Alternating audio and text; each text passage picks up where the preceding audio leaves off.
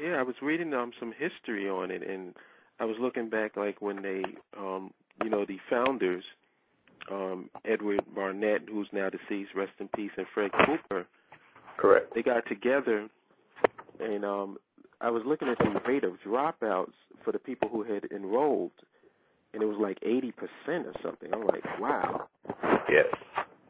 Yes. So I can understand why there was a need to start this organization. What way does it function presently? The national organization is basically just comprised, actually it's 33,000 members strong. We're a little over 33,000 members right now. And it is actually set up as, it's like we have different tiers in the organization. So there are chapter levels.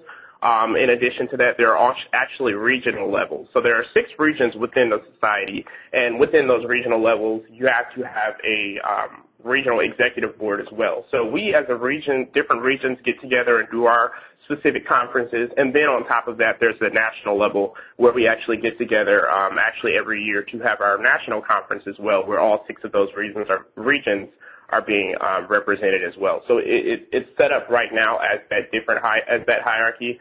We actually also have the national NSBE junior members, which is actually the PCI, which stands for Pre-College Initiative.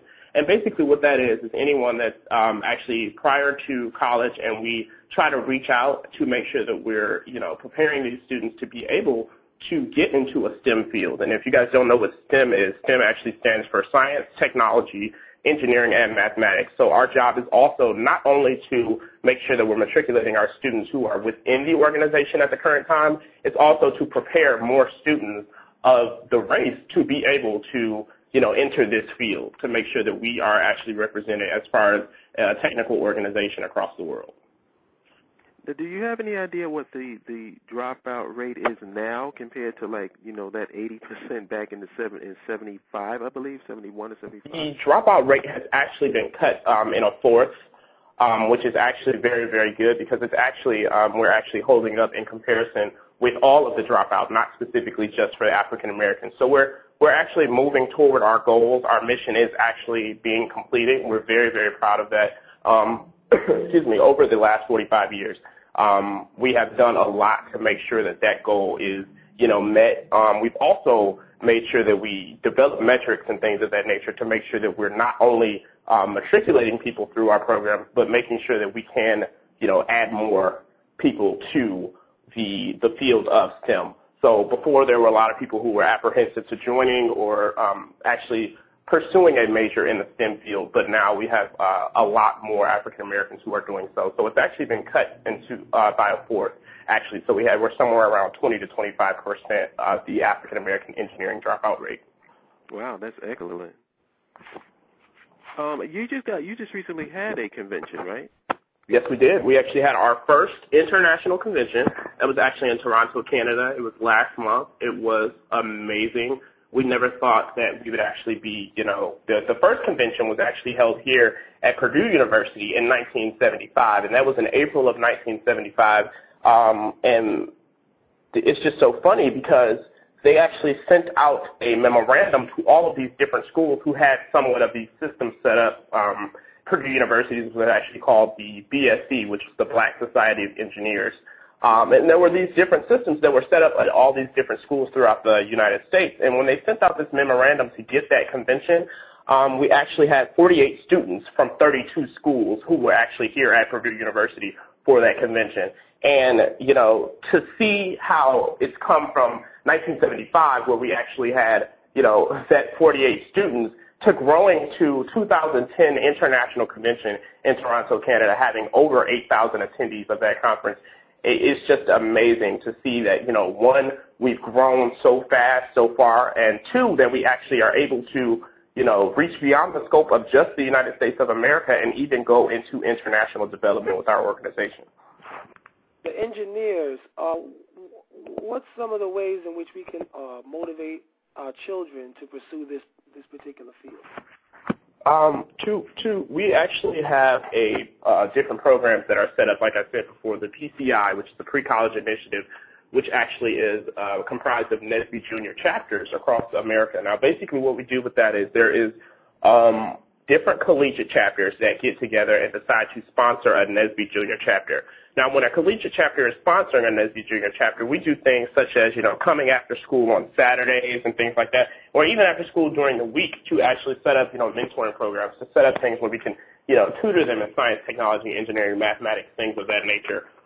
There are actually plenty of different NSBE junior chapters around the world. And that would be a way that you would be able to help out to, make sure that we use this word pipeline a lot within NSBE, because that's one of the things that we want to do is to develop our pipeline to make sure that we are, like I said, not only matriculating the students through the programs, but making sure that we're bringing in new ones day to day. To build on that, now I saw that you did a partnership with the Marcus Garvey School. Yes, we did. And then you said something the students would complete in a nationwide, in the statewide competitions. Is this competition organized by the NSBE, or is this what type of competition is it? Well, it's actually both. When we tutor the students, we're setting them up with different curriculums and things like that, so that they're able to compete in the grand scope of things within these different high school competitions or middle school competitions, whatever the level may be. Specifically with the Marcus Garvey School, they were actually competing in the National Society of Black Engineers competition, in which they compete across the state, and then they would compete across the region, and from that point on, they would actually go up until the national level as far as the competitions go. So we have a lot of things set up for competitions to make sure that we are praising people for understanding, the different concepts that go into engineering skills. So yes, that one was specifically a NSBE competition, and the Marcus Garvey School actually, it's a great way for the school to actually, the college to give back. It's actually Cal State Los Angeles, who is the school that comes and tutors those students on Saturdays. They focus on math, science, technology, things like that. And like you mentioned, their main goal is to make sure that school is doing very, very well in the different competitions and things like that. And a lot of the times it's just about the mentoring. It's just about us getting into those students' heads to make sure that we're letting them know you can do anything you want to do. We would prefer if you went into a STEM field, but, whatever it is that you want to do, make sure that you're the best at it, because there's no reason that we as a people should not be, excelling in anything that we decide to do across America. True, exactly. Are there other schools besides the Marcus Garvey School? Like, is it independent schools that you do partners with, or do you do partners with state and city schools, or does it matter? Or as long as they want the support from NSBE, then you'll be there to provide?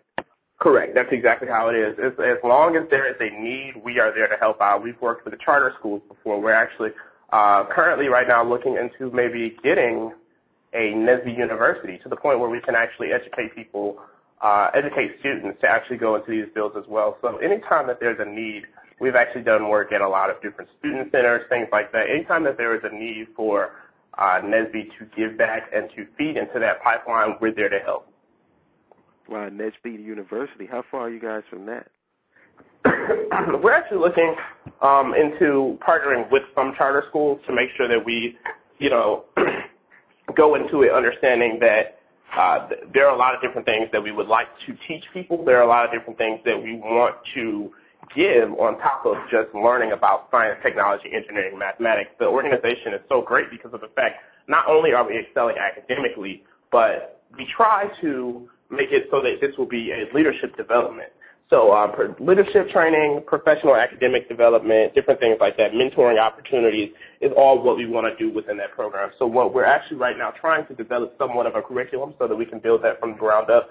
And hopefully within, I would say within the next 10 years, we'll definitely be known for, making sure that that pipeline is something that's sustainable and that, our numbers are not fluctuating as far as African Americans joining these fields. We definitely want to make sure that we have a lifelong impact on those numbers that are coming into school.